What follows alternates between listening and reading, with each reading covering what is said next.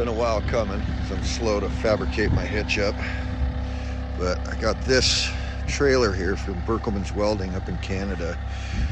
It's a 6-ton capacity dump trailer that is powered off will be powered off the hydraulics from the Mechlac. I am super impressed with it. I used it last night. It was its maiden voyage.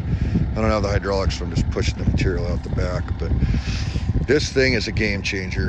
It is as game changer as the wheeled excavator or as the steel wrist. Just awesome. It has, look underneath here, it's got some linkage underneath there. When the box starts to go up, this will come down and release the tailgate. It's got just the hinges up here on the tailgate, so it'll swing open like that. Big old float tires on it.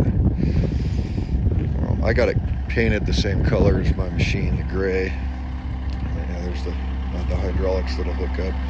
But this thing is a game changer. I'm super excited about it. Thank you Berkelmans very much. I think I got the first one here in the country. But contact these guys if you're looking for something like this. They're great to deal with, good people. And I mean, it's a quality built unit.